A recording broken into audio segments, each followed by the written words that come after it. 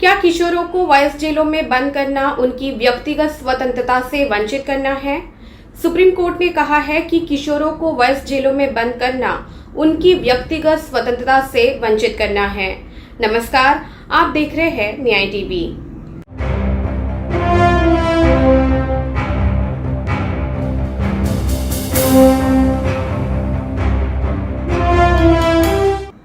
Justice Dinesh Maheshwari और justice जेबी पारदीवाला की पीठ ने आजीवन कारावास की सजा काट रहे हत्या के आरोपी द्वारा अपराध की तारीख पर दोषी की सही उम्र को सत्यापित करने के लिए प्रतिवादी राज्य उत्तर प्रदेश को उचित निर्देश देने की मांग करने वाली रिट याचिका पर विचार करते हुए कहा कि एक बार कोई बच्चा वयस्क आपराधिक न्याय प्रणाली के जाल में फंस जाता है तो बच्चे के लिए इससे बाहर निकलना मुश्किल होता है। दोषी के अनुसार अपराध करने की तिथि अर्थात 10 सितंबर 1982 को वो लगभग 15 वर्ष की आयु का किशोर था। अदालत ने निर्देश दिया कि उसकी आयु निर्धारण सिविल अस्पताल इलाहाबाद में अस्थि परीक्षण या किसी अन्य नवीनतम चिकित्सा परीक्षण के अधीन की जाए।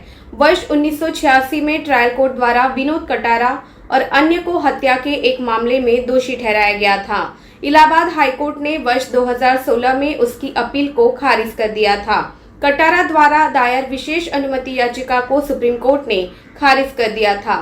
उक्त एसएलपी में उसने कथित अपराध किए जाने की तिथि पर उसके किशोर होने का प्रश्न नहीं उठाया था।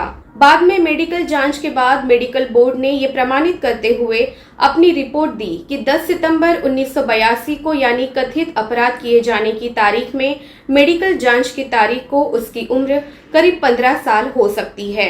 उसने यूपी पंचायत राज परिवार रजिस्टरों का रखरखाव नियम 1970 के तहत जारी परिवार रजिस्टर के रूप में एक दस्तावेज भी मिले, जिसमें रिट आवेदक के जन्म का वर्ष 1968 के रूप में दिखाया गया है।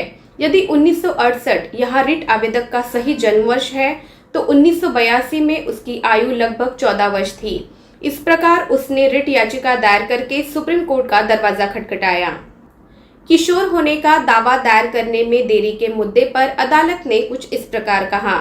यहाँ ऊपर संदर्भित 2000 अधिनियम की धारा 7A के मद्देनजर यहाँ रिट आवेदक के लिए लागू किशोर होने की याचिका किसी भी अदालत में किसी भी स्तर पर संविधान के अनुच्छेद 136 के तहत विशेष अनुमति याचिका के अंतिम निपटान के बाद भी उठाई जा सकती है।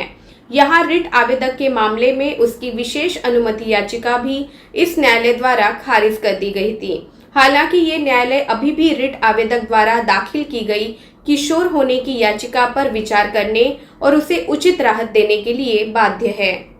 तथ्य यह है कि 2000 के अधिनियम को बाद में 2015 के अधिनियम से बदल दिया गया। इससे कोई फर्क नहीं पड़ेगा। अदालत ने कहा कि ये तय करने में कि कोई आरोपी किशोर है या नहीं अति तकनीकी दृष्टिकोण नहीं अपनाया जाना चाहिए। अदालत ने कहा, आरोपी की ओर से इस दलील के समर्थन में कि वो एक किशोर है पेश किए गए सबूतों की सराहना करते हुए यदि एक ही सबूत पर दो विचार संभव है तो अदालत को सीमावर्ती मामलों में आरोपी को किशोर मानने के पक्ष में झुकना चाहिए। जिस जांच पर विचार किया गया है वो एक निरंतर जांच नहीं है। न्यायालय उम्र के प्रमाण के रूप में एक हलफनामे यानी दस्तावेज, प्रमाण पत्र आदि के अलावा कुछ और सबूत के रूप में स्वीकार कर सकता है। एक व्यक्ति द्वारा 1 या 2 साल से अधिक उम्र के दिखने वाले आरोपी के बारे में एक व्यक्ति की राय उसके द्वारा दावा की गई उम्र वर्तमान मामले में प्रधान अध्यापक की राय के रूप में या ये तथ्य कि आरोपी ने अपनी उम्र को पुलिस अधिकारी द्वारा गिरफ्तार किए जाने के दौरान मामले में उम्र से अधिक बताया, इसमें ज्यादा पानी नहीं होगा।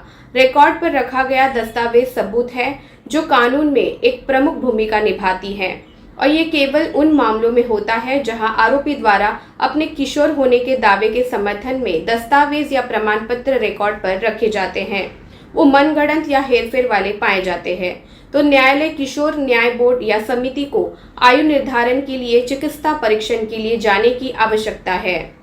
अदालतों की आदेशों के खबरों के साथ फिर लौटेंगे। बने रहिए न्याय टीवी पर। नमस्कार।